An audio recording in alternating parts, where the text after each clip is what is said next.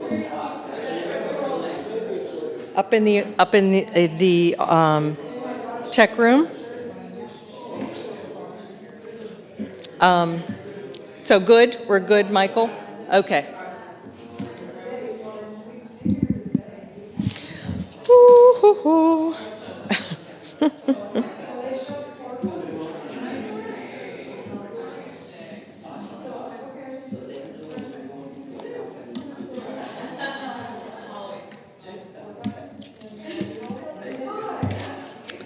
I'm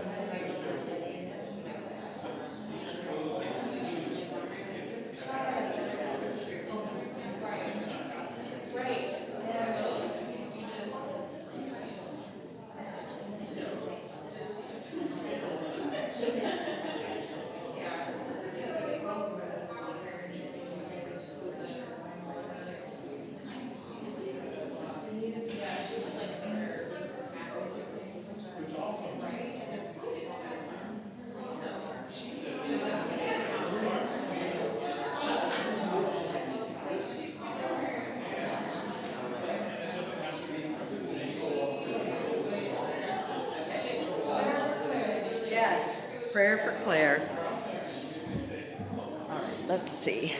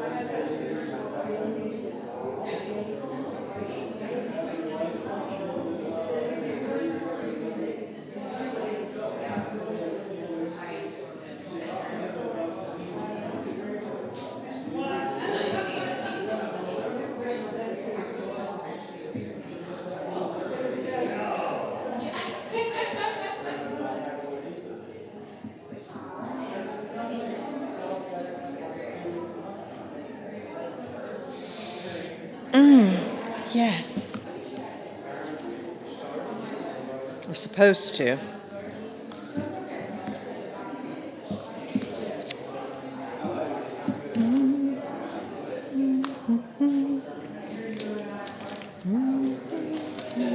Hey, Devon, let me hand this to you. I'm going to get everyone. Hold on. Oh. Hold on, John. Can you hear me?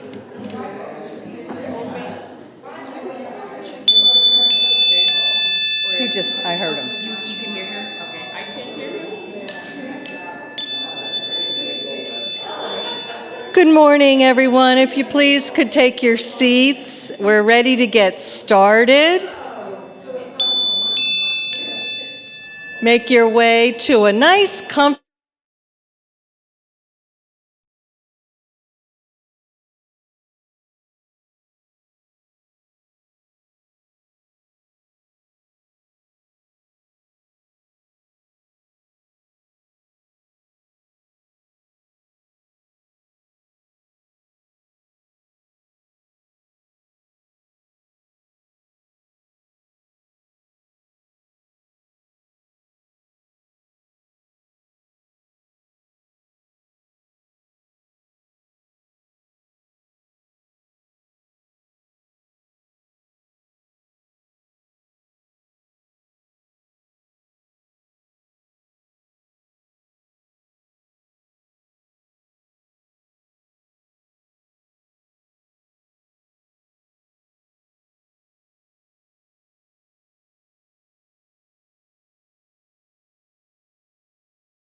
Hey, good morning.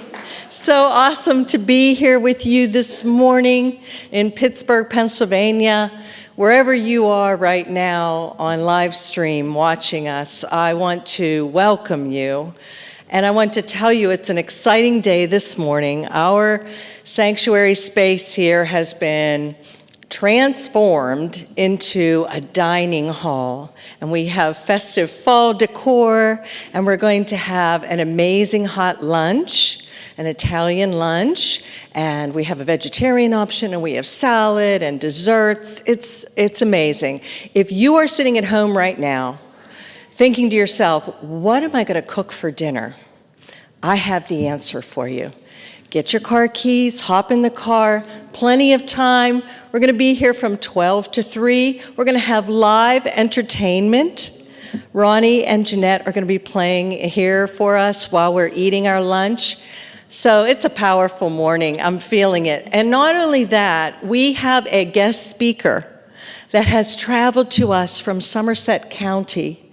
Michael Quinn is going to be here this morning providing our message, which is entitled, What's Up with Cozy Jesus? This is a very intriguing message, and I can't wait for Michael to come up in a little bit. But let's get started this morning with an opening song from our good friend, Marika Reed and Mila Shadell.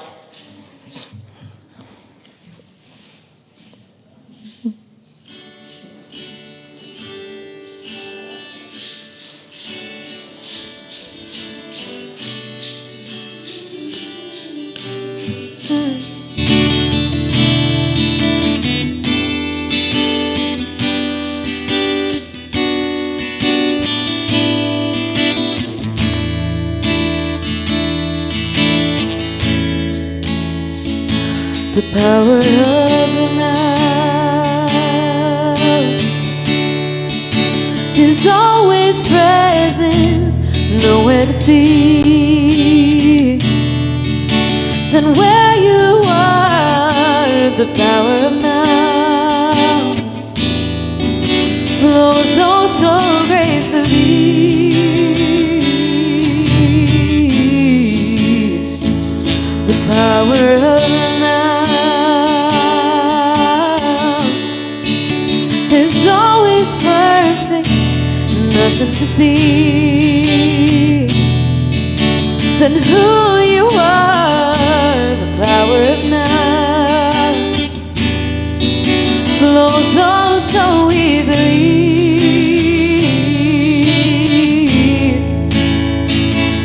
Be willing to let go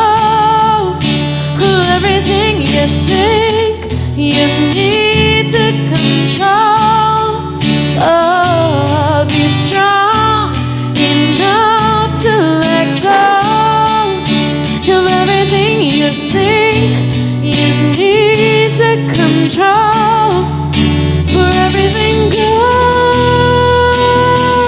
our way. Let everything wash away the power of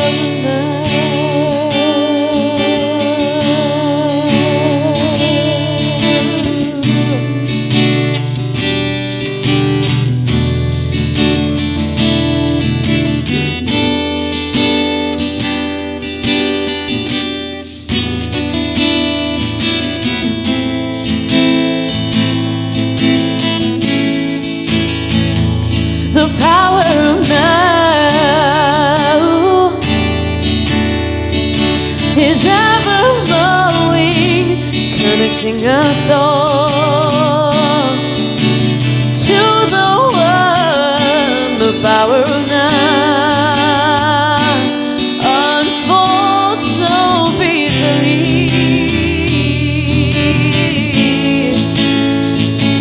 Be willing to let go of everything you think you need to know. Be strong enough to let go of everything you think you need to control, for everything goes away. Let everything wash away the power of now. The power of now. The power of now.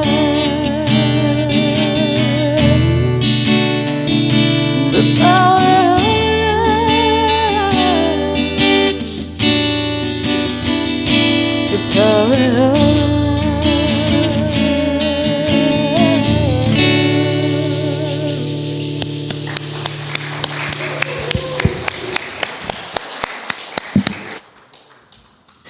Oh, thank you so much, Marco and Mila. We have the power in our hands to envision and to create our reality through the power of our thinking, the power of our thoughts, words, and actions. And to be in the present moment is the most empowering place to be. So I'd like to begin with our vision and our mission statement by explaining to you the vision of Unity Center of Pittsburgh. This vision was created by our membership, and we see our vision to envision a spiritually awakened world that is flowing with divine love. So I ask you to, just in your mind, think to yourself, what would the world be like if we were all spiritually awakened in the moment of now? To be spiritually awakened is to feel the nudge from within, to know your identity as an expression of the divine. And that, my friends, exists within all of us. That seed of awareness has been planted within our consciousness. It is simply a matter of us awakening to it. So I'd like to have us, if we will, I don't know if John's going to go back, but I'll tell you our vision statement. We can say it then afterwards. We envision a spiritually awakened world flowing with divine love. Let's do it. We envision a spiritually awakened world flowing with divine love. And here at Unity, we have a mission, and our mission is to be an inclusive, loving, growing community dedicated to teach, inspire, and practice positive spiritual living. Our inclusivity is for everyone. We welcome everyone, whatever state you're in, wherever your mind is, wherever your consciousness is, you are welcomed here into this spiritual community. And we thank you so much for coming and joining us this morning. I would like to, let's have an opening prayer. Knowing yourself as a divine creation, for a moment, just breathe into that. Affirm yourself and smile inwardly at the beauty that you are. Divine Creator, we thank you for this amazing life, for the life that we are and the life that surrounds us. We are grateful for this life, and we are willing to express it in our individualized way. We bring the energy and power of God, the divine truth, the wisdom, the wholeness, the health. We bring it forth through us, and we see one another in the same light. And we are so grateful for knowing the truth of who we are. Thank you, God. Amen, and so it is. Moving into our next song, which is really a beautiful classic. Mila and Mariko, please lead us in What a Wonderful World.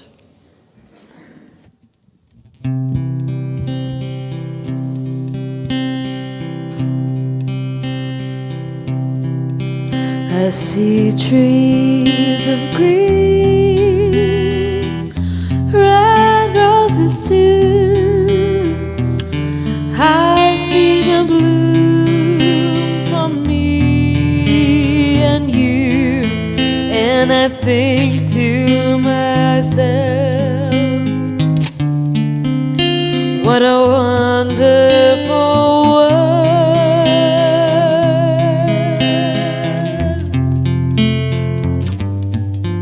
I see skies of blue, clouds of white, the bright blessed day, the dark sacred night, and I think to myself, what a wonderful world.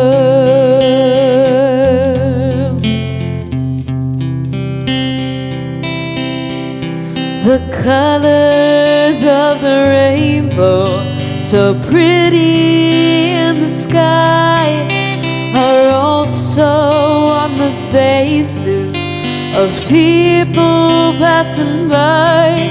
I see friends shaking hands, saying, how do you do? They're really saying, I love you. I hear babies cry, I watch them grow. They'll learn much more than I'll ever know. And I think to myself, what a wonderful world.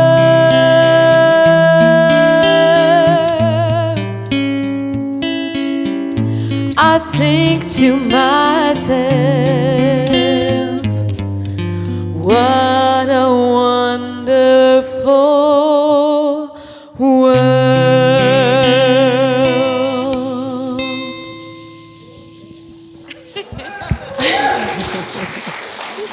So pretty. Oh, and now I would like to light our Christ candle. We call that candle next to me a Christ candle because it is a reminder. Every Sunday we begin our service by lighting this one single flame to remind us all of the oneness, the one divine nature, the Christ mind that is in all of us.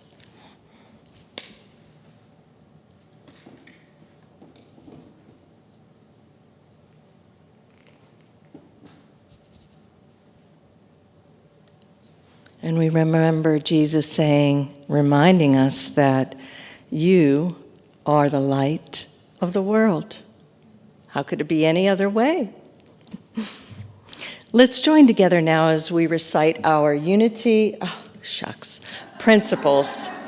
We're having some challenges this morning, but we're going to just push through it. I'll read them to you. Just let the words absorb into every cell of your being. God is the source and creator of all. There is no other enduring power. God is good and present everywhere. We are spiritual beings created in God's image. The Spirit of God lives within each person. Therefore, all people are inherently good. We create our life experiences through our way of thinking. Through prayer and meditation, we increase our conscious contact with God, bringing forth love, wisdom, health, prosperity, and everything good. Knowledge of these spiritual principles is not enough.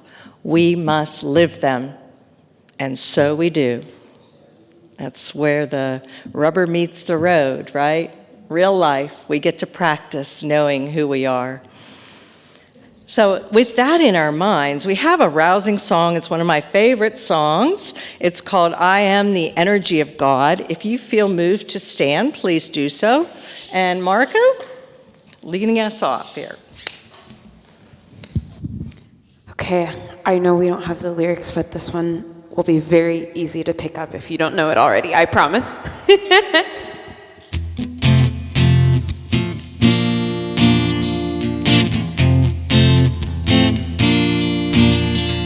And I am the energy of God.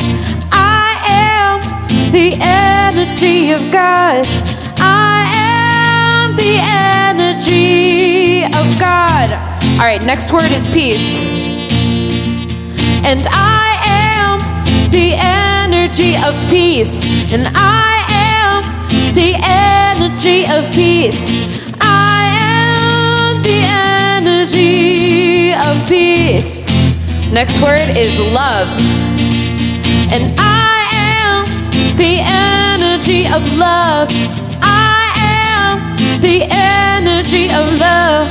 I am the energy of love. Next word is life. I am the energy of life. I am the energy of life. I am the energy of life. Next word is joy. I am the energy of joy. I am the energy of joy. I am the energy of joy. All right, bring it back to God. And I am the energy of God. I am the energy of God. And I am the energy of God.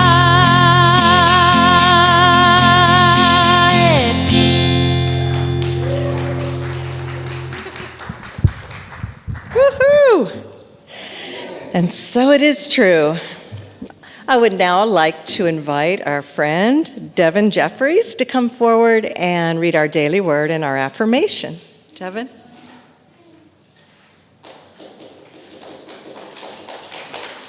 Thank you, thank you, thank you. May we give Mary Ann a round of applause for being our spiritual leader. We are so blessed that she is continually pouring into us, and we are so blessed that God is using you in a mighty way, so thank you. All right, so the daily word today, and this is a daily word that is near and dear to me. Remembrance.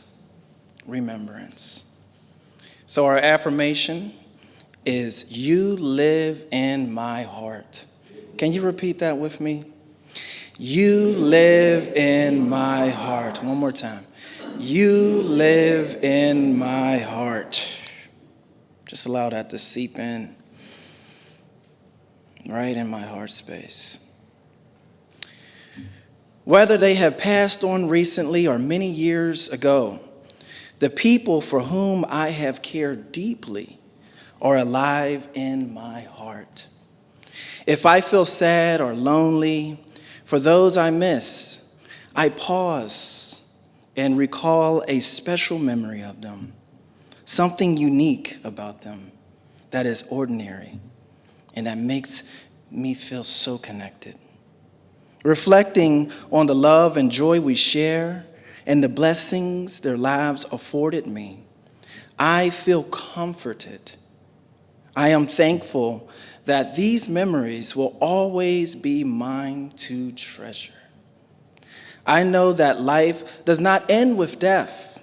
Life is eternal, and my loved ones will always be beautiful, beloved expressions of spirit. I am grateful those who have passed from this life experience continue to live in spirit and are forever in my heart. You see,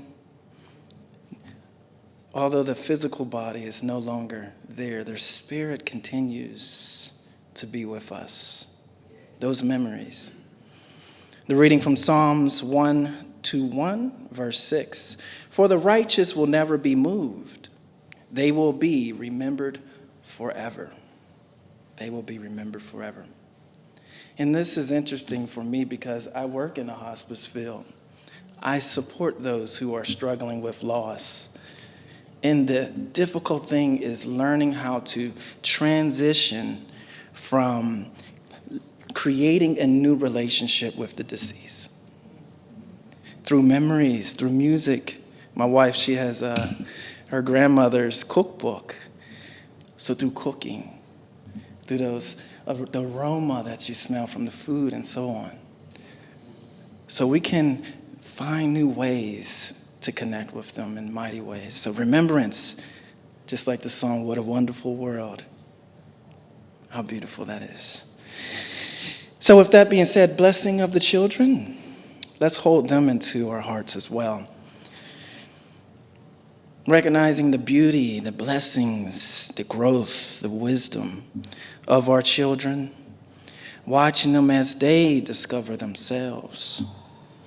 We hold sacred space for them as they are moving through their lives. And we also present wonderful examples that they can imitate so that they show love. We hold that space for them. So today, we bless the children and we accept them for who they are. We give thanks, and so it is. Thank you. Thank you.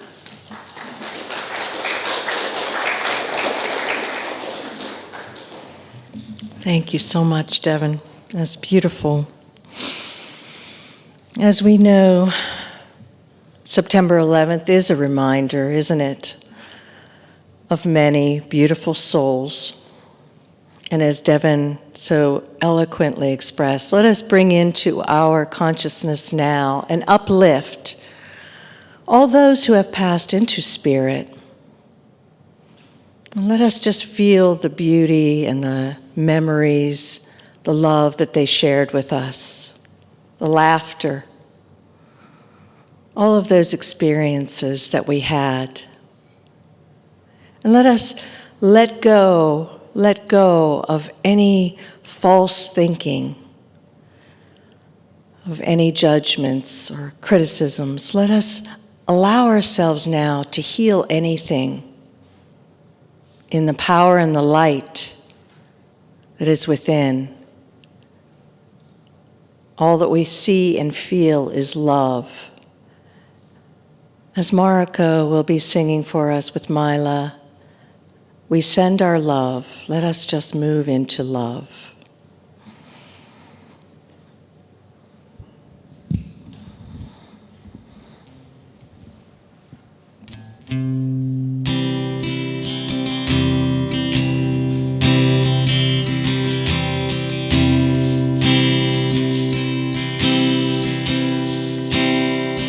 I send my love over the oceans. I send my love over the seas. I send my love into the heavens, and it returns to me. I send my joy over the mountains. I send my joy over the seas. I send my joy into the heavens, and it returns to me. I send my peace over the mountains. I send my peace over the seas. I send my peace into the heavens, and it returns to me. In the mighty circle of life, all is one, all is well. Amen. And now it's time for me to introduce our wonderful guest speaker who, as I said earlier, in case you missed it, he traveled to us today all the way from Somerset County, from, I assume, the little town of Holsapo, Pennsylvania, in case you've ever traveled into Somerset County. That is where Michael Quinn is from.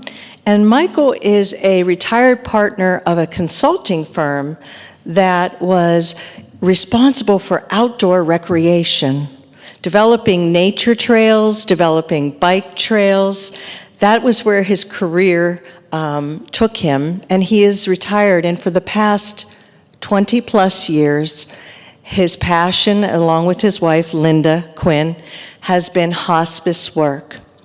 And so Michael and Linda co-authored a book, which they so kindly sent to me, entitled The Journey Home, Soul Release Intercession, Assisting the Actively Dying at the Time of Transition. And I just got it in the mail the other day, and I'm so grateful that you shared it with me. Very powerful teachings of transition. The truth of transition, which Devon touched on. I'm sure you'll enjoy this too, Devon. But today, Michael is here to have a very excellent topic, delving into the nature of God. And it is entitled, What's Up with Cozy Jesus? So I'd like to introduce to you today, Michael A. Quinn.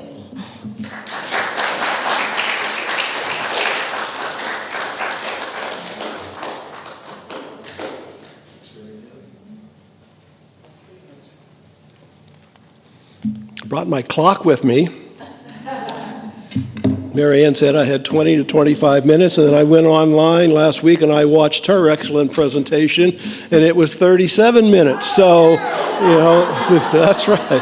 So I think I may have a little leeway here. Okay. Yeah, but actually, I wasn't even going to come until I heard you serve lunch. So that's what. It's wonderful to be here. Been looking forward to it. Many years ago, I attended the University of Pittsburgh down the highway from here, and I took a public speaking course. I'll never forget the professor standing in front of us on the first day of the course. He looked at us, and he said, "I want to tell you one thing.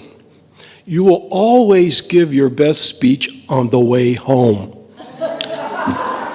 And over the years, that's absolutely been true, and I found that to be true, and I'm sure some of you folks have found that to be true. But then he continued by saying, don't sweat it. It's not important, because within a week or so, they're going to forget just about everything that you said. And you'll be lucky if they even remember your name. But he said, there's one thing that they will always remember, and that's how you made them feel. They may not be able to put words to it, but somewhere in their interior landscape, they will remember how you made them feel. And so I hope we're successful in that today. It's, my wife Linda, she's always, we've been married almost 50 years, and anytime I give a presentation somewhere, her advice to me always is, Michael, don't get up there and lecture.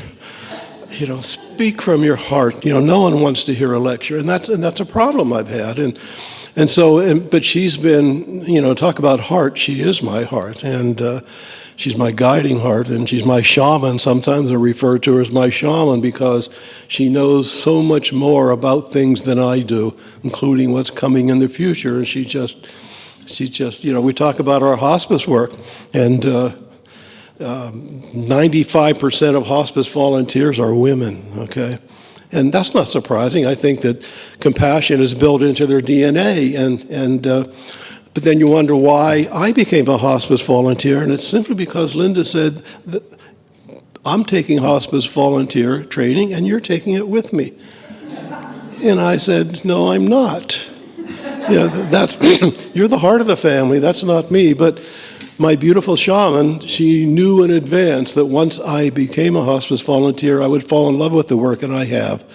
And it's just been the most gratifying experience of my life. And I always like to put it in a pitch for hospice if I'm talking to any group, even if I'm not talking about hospice, because so many people have the wrong idea of what it means to be a hospice volunteer. Some people think, well, geez, you do such wonderful work, I'm going to send your nomination to the Pope for canonization, something like that.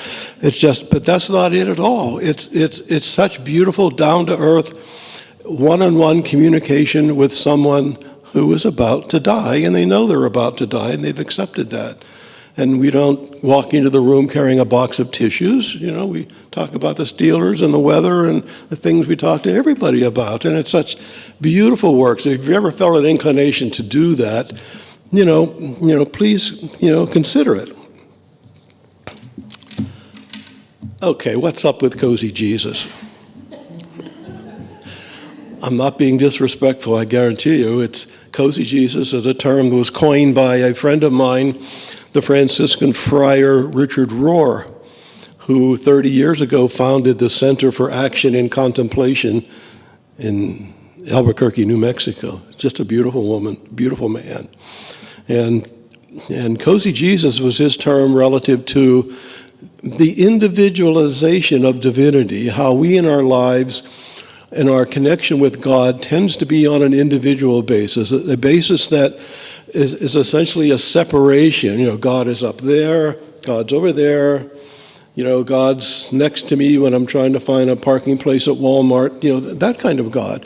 And it's a personal connection with God that we have, and Father says that's very important that we have a balance. But most people are not in balance. He says that in addition to having the individualized connection with God, what most of us are missing out on is the inner kingdom of heaven God, where God ultimately resides, and resides not as an individual God, but as an all-encompassing divine presence that permeates every aspect of our being. And talking to God, relating to God at that level is the most profound experience one could have in their lives. But unfortunately, most people don't have that experience because they don't know how to have that conversation with God. And when I'm talking about conversation, I'm not talking about the individualized relationship with God where we have prayers and concepts and rituals and sacred text and, the intellect stepping out front and saying this is God. I'm talking about what's referred to sometimes as the non-dual connection with God, where we drop that separation and enter into an experience with God that is devoid of ritual, devoid of words, devoid of prayer, devoid of concepts.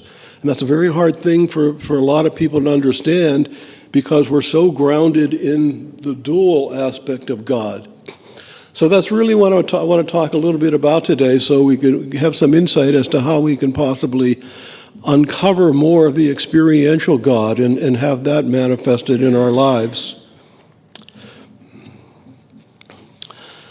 Father Rohr wrote, and I'll just say what he said very quickly. He said, in this non-dual state, we experience God as the all-encompassing field of God consciousness that saturates all of existence. Now, that's a little esoteric, and so let me bring it down to earth just a little bit by a quote from philosopher William Thompson, who wrote, and I love this. And by the way, some of my excerpts from here, I've actually typed into a little paper, and they're on the table in the back, so you can take those home with you. Particularly this quote, which I love, and I know you'll want to read it again. And William Thompson wrote, "We are like flies walking on the ceiling of the Sistine Chapel. And just as flies have no comprehension of the nature of Michelangelo's magnificent mural under their feet, likewise, we have no conception of the magnificent nature of God consciousness that permeates every particle of our being." Just love that. Now, you're all familiar with Genesis chapter 1, verse 26, where God said, "I made you in my image and likeness." And we've heard that many times, and we shake our heads, yes, oh, that's great, and we read it in our sacred text, but we really don't believe that, do we? Come on. I mean, give me a break. I mean, I probably committed 4 or 5 sins this morning before breakfast, you know. I know my wife has. So, you know, it's you know, we say yes, made in the image and likeness, but what I think actually happens is that instead of believing that God made us in his image and likeness, we turn it around and we make God in our image and likeness. I know I do.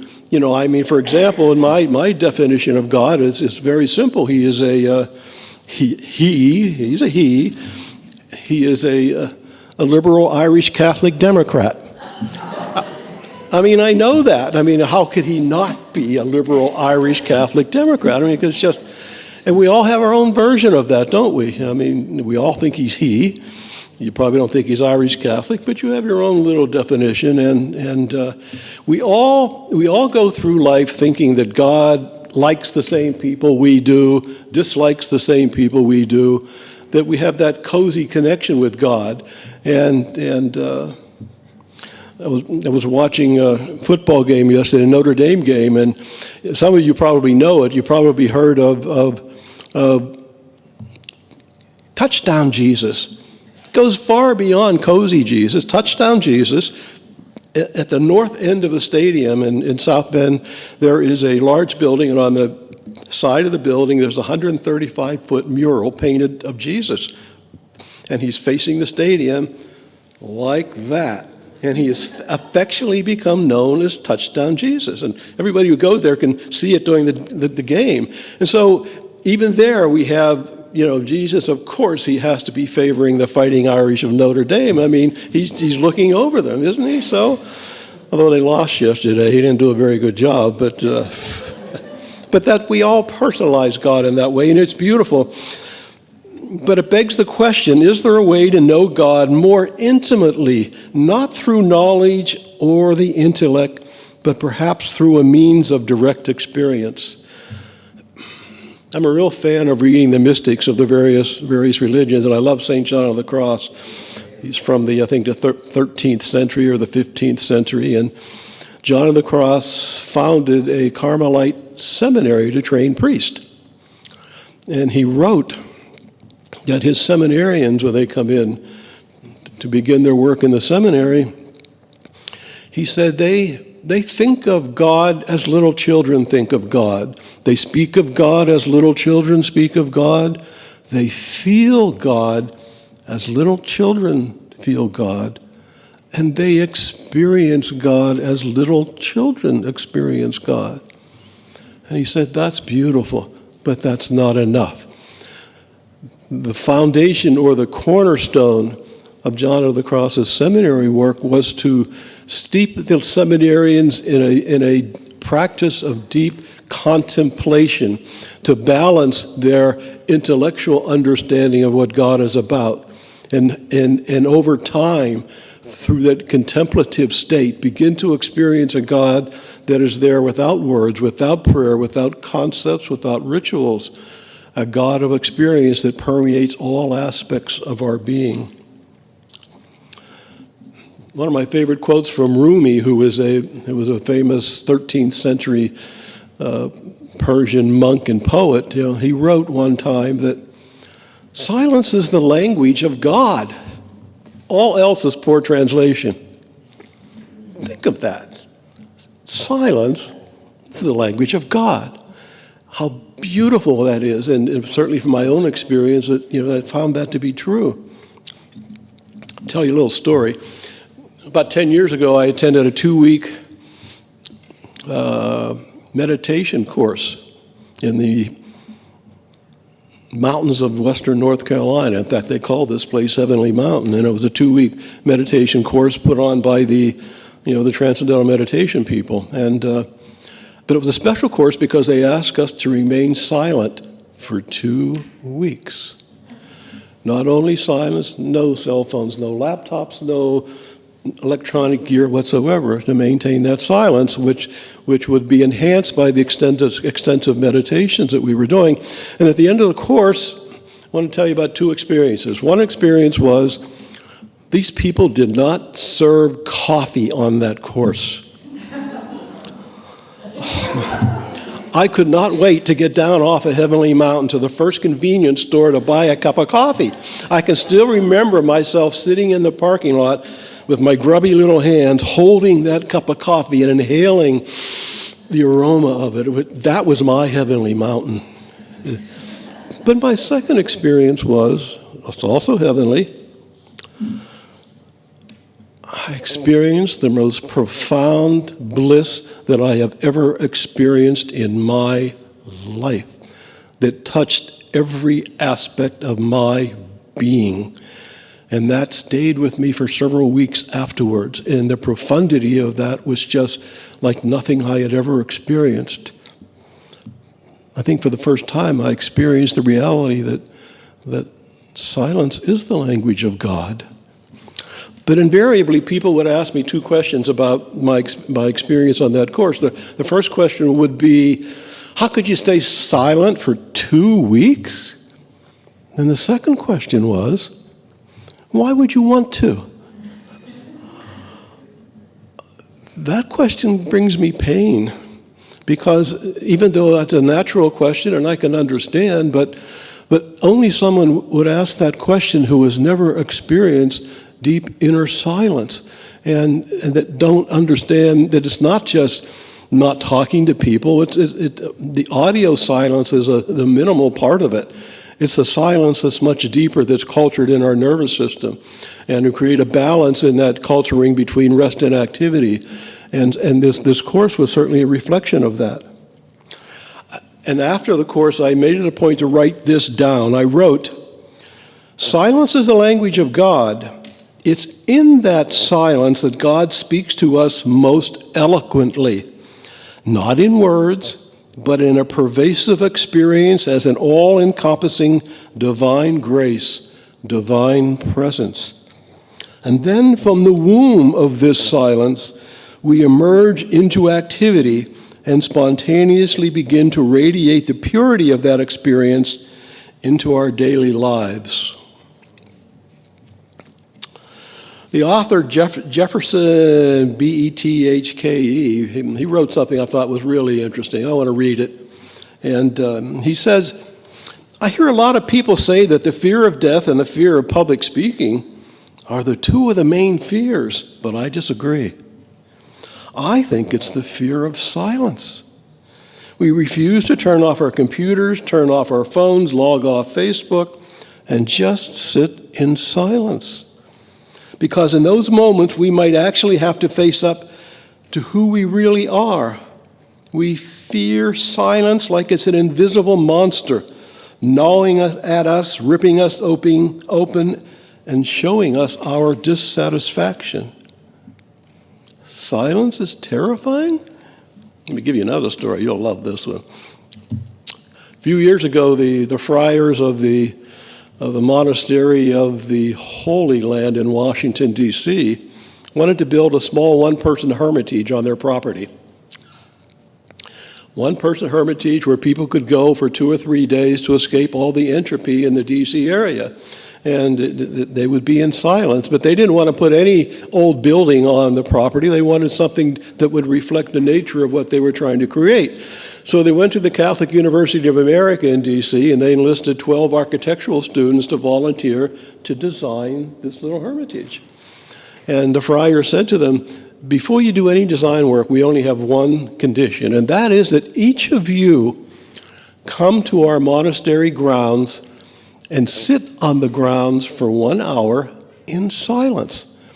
I think they have like 40 acres, and they're known for their beautiful rose gardens, and so all the students volunteered to go individually, by themselves and sit for an hour on the ground in silence. And after that was all over, the friars reported that of the 12 students, 9 of them could not sit for 1 hour in silence. That almost brings me to tears to say that. I mean, are those students the poster children for the world that we live in today? Not being able to maintain silence, that we're so caught up in the entropy of everything that's going on out there that we think that is the norm, and there's no contrast to that, so it becomes our norm. And so it's been as I said, I like reading the mystics, and when you read the mystics and their insight into the all-encompassing nature of God, you get a very different perspective. One of my favorite quotes is from Meister Eckhart of the 13th century, who wrote, "The eye with which I perceive God is the same eye with which God perceives me. There's no difference." And another favorite quote, you'll love this. It's from a contemporary mystic, Thomas Merton, who was a Trappist friar. And he wrote, "Although I am not God, I also know that I am not other than God." I think that's just so profound. Some people might even say that's heresy. I could see where they would feel that way if you're only grounded in the individualization of God. But once you realize that God is an all-pervading force and it permeates everything, is all-encompassing, even the he drops away because you're experiencing that silence without labels, without identification, where it's most powerful. So I wrote an article not too long ago, and here's a quote from the article that I'd like to read to you. And it goes like this: "To go beyond our childlike beliefs, as John of the Cross described, to realize that we all have the ability to experience firsthand the divine nature of God, that it's our birthright, and these possibilities are not limited to the domain of saints and mystics. We are saints. We are mystics, and there is no mysticism. Manifesting the experience of God, touching the face of God, I hope you can see that this opportunity is a divine grace that each of us is welcome to receive, that each of us is beckoned to receive, that every one of us is worthy to receive." We talk about, I think Luke talks about the kingdom of heaven being within, and again, it's one of those things like, made in the image and likeness of God. It's probably true, but it's hard sometimes to realize that. That's because that kingdom is an experience. It's not a factor of the intellect. And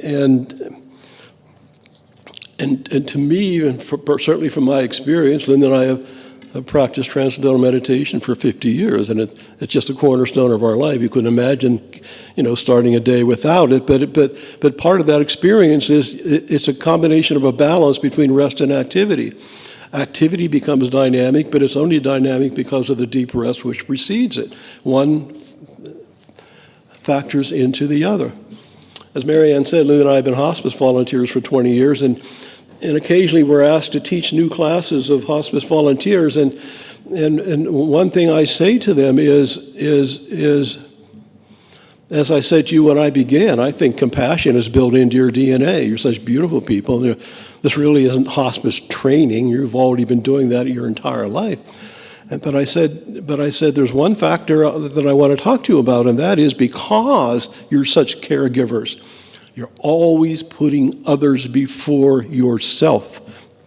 Your children, certainly, maybe your spouse, your other family members, your church community, the people at work.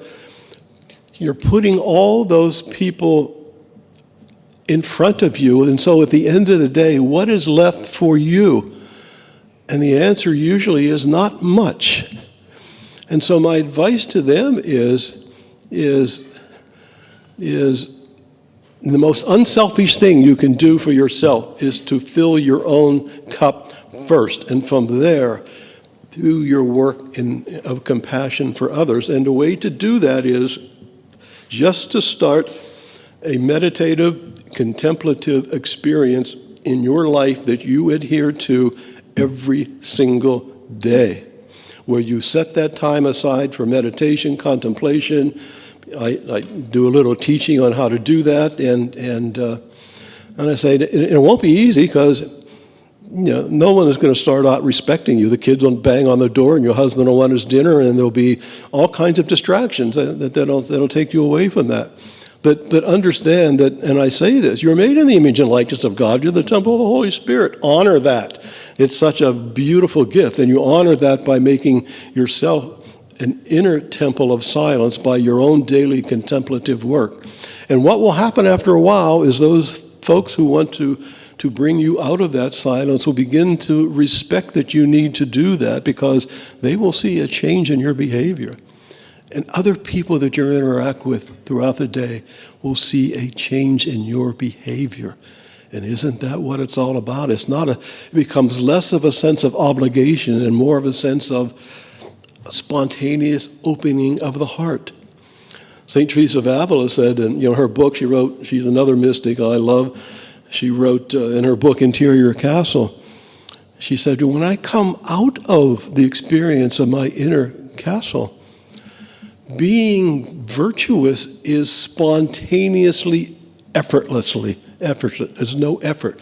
It occurs spontaneously. And sometimes I'll use the term, functioning within nature's laws. I won't even say God's laws sometimes. Nature is very perfect, and we can function at a level from nature's laws. And when we function from that level, it is very pure, it's very energy efficient. It is a field of all possibilities, and once we learn to navigate that field of inner possibilities, when we come out of that, the possibilities become endless. One thing that happens that's been very beautiful over the years is what I sometimes refer to as spontaneous fulfillment of desires. You know how often it is in daily life we want to do this, that, and the other thing, and all these factors come in which keep us from doing that. But what we have found over the years is that nature somehow compensates for that by allowing those intentions to manifest effortlessly. And it's beautiful to watch that happen. And it's very real. And it's not based on the intellect. It's based upon the development of an inner experience, of an inner silence. I wish I had more time where I could talk about the specifics of culturing that inner silence and different techniques and whatever, but I know you all here at least already have some kind of meditation practice, and you certainly understand, Marianne, when she first started talking this morning, referred to that divine inner essence, that we are indeed that divine essence. So we are indeed made in the image and likeness of God. Of course we are. But we have to really understand that in its totality, we have to cultivate that sense of inner silence. And so that's about all I had to say. And I know that in a week or so from now, you'll all forget what I said, and you all remember me as what's its face with the grubby little hands, But beyond that, I hope that there's some sense of value in the reality of the importance of cultivating this inner silence. It is so beautiful. It is so wonderful. It is so without words that it says everything. God bless you.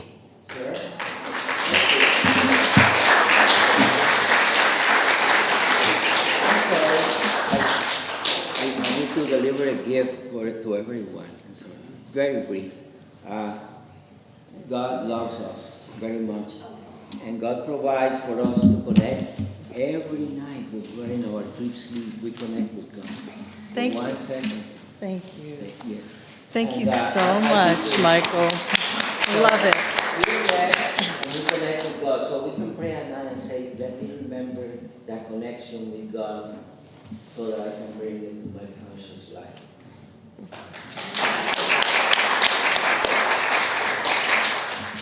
Michael is going to lead us in our meditation, and following that, Mariko and Mila will be doing a beautiful song called The Rainbow Connection. Okay, thank you, Marianne. Okay, let's all close our eyes, please, and take a deep breath and just begin to feel that inner silence we talked about. And in this meditation, what I'm going to do is, since God is all pervasive and our human nature is certainly at a certain profound level part of the divine nature. So I'm going to step into God's shoes now and speak to you as God, okay? I am your creator, talking, and you're telling me you'd like to have a direct experience of me. And I say that's lovely.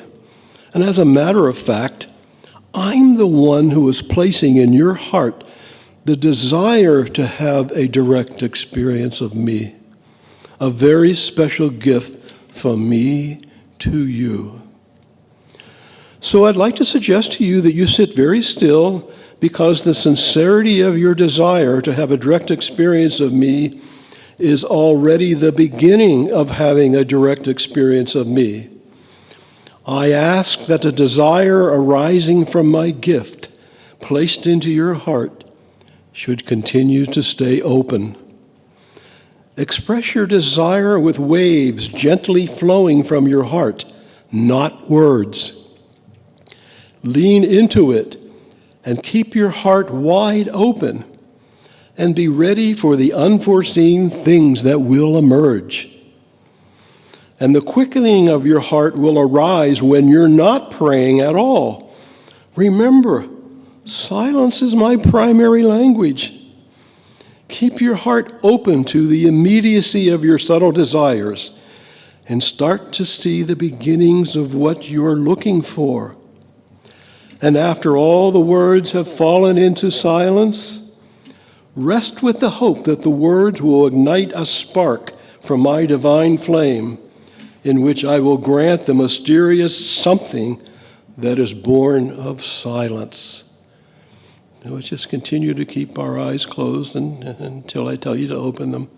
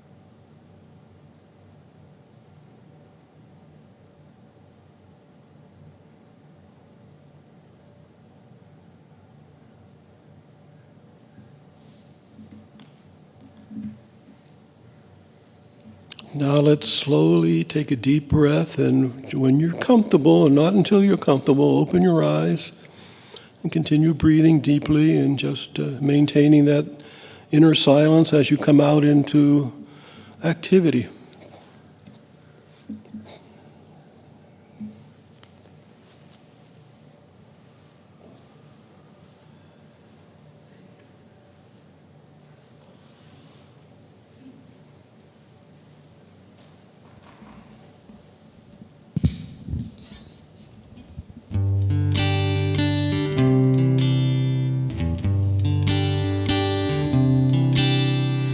Why are there so many songs about rainbows? What's on the other side? Rainbows are visions, but only illusions, and rainbows have nothing to hide.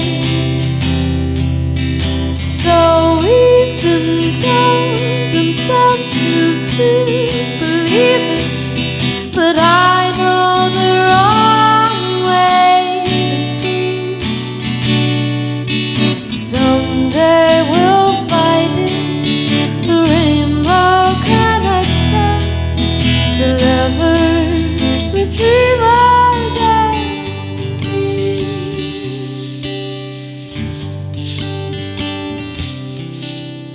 Who said that every wish would be heard and answered when wished on the morning star?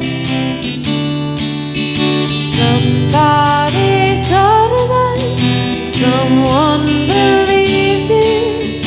Look what it's done so far. What's so amazing that keeps us stargazing? And what do we think we might see? Someday we'll find it, the rainbow connection, the lovers, the dreamers, and me. All of us under its spell, we know that it's probably magic. Have you been half asleep, and have you heard voices? I've heard them calling my name.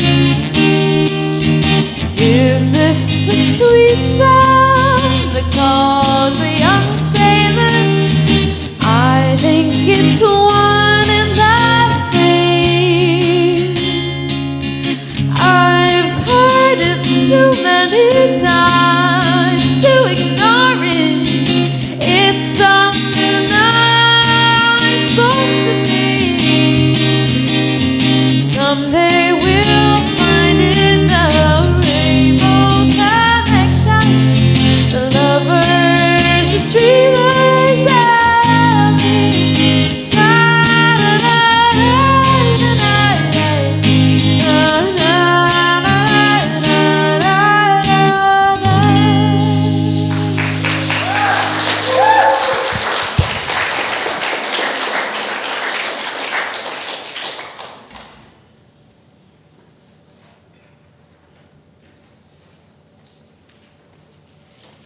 Thank you, Marco, Mila. That was really nice.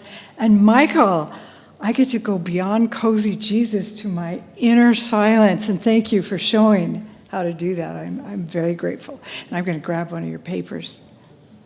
So as we move into our prosperity practice, I thought I'd do something a little bit different. You know how we like to define things? So I thought, well, hey, let's define prosperity. So I looked it up in a lot of places, and, you know, prosperity means wealth, yada, yada. But I found one that said prosperity is success or the state of success, especially financial or material success. Prosperity often implies success in terms of wealth, health, and happiness. Ta-da! So that's how I see prosperity.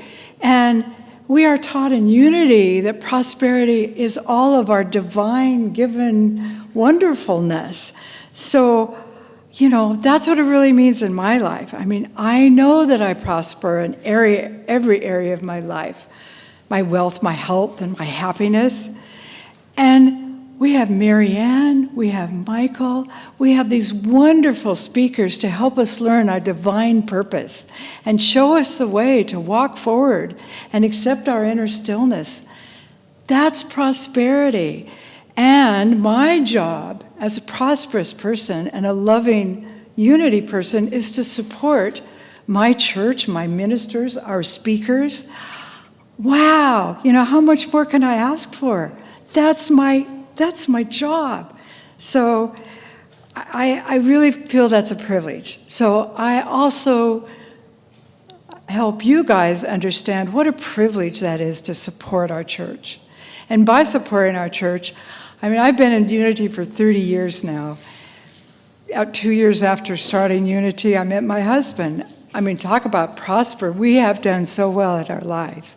So, with all of that, I will let you hold your offering in your hands and think about a little bit of what I've said. And as we say our prayer of gratitude together, I will say it and I'll let you say it with me because a lot of you remember it. So let's say this together. Divine love through me blesses and multiplies all that I have, all that I give, and all that I receive. And I am grateful. And as our ushers take our collection, we're going to have another wonderful song from Mariko and Mila.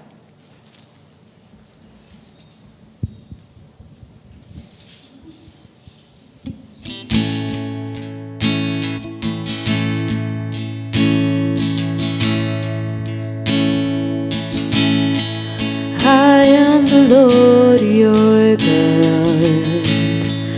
I go before you now.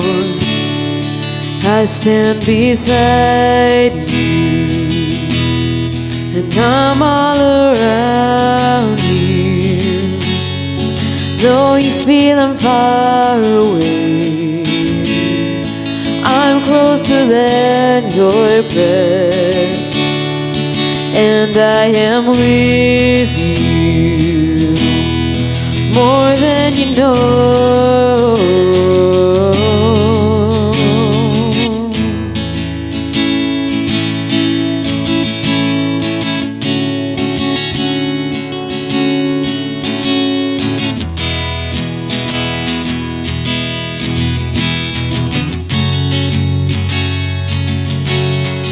I am the Lord, your peace. No evil will conquer you. So set now your heart and mind, and come into my rest. And oh, let your faith arise, and lift up your weary head. I am with you wherever you go. Come to me, I'm all you need. Come to me,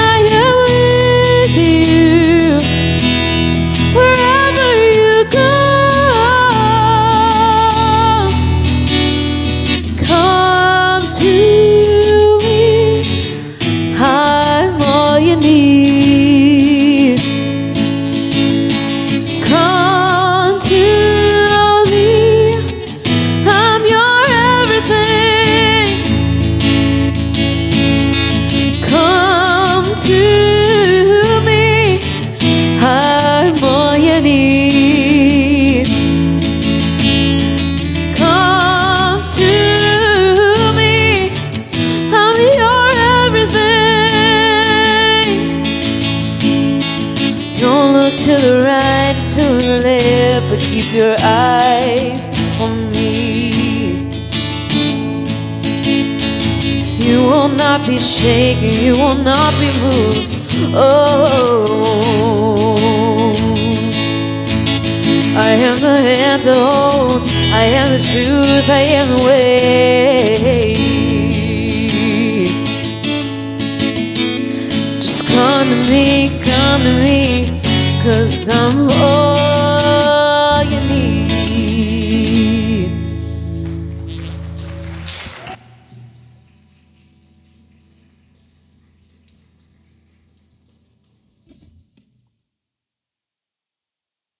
For your presence, and thank you for these gifts which support Unity Center of Pittsburgh. We are so grateful for everyone who came today and for all of the inspiration and insights that we got from Michael Quinn. I just want to thank you, Michael, from traveling all the way from Somerset County. And a little reminder that there is a handout if you're interested in some of the notes that Michael brought forward today on the back table. Before we finish with our closing prayer, I just want to say that we're having a luncheon. For most of us are already aware of this, right after service. So the process that we're going to be using is pretty simple. Renee is sitting out at this little table in the hallway, and it's $20 per person.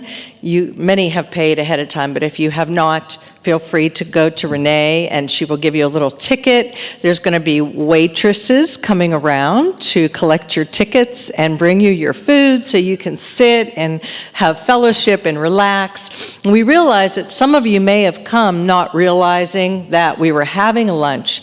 So if you want to stay for lunch, and just take an envelope and you can just pay later at your next week whenever you come back, that's fine too.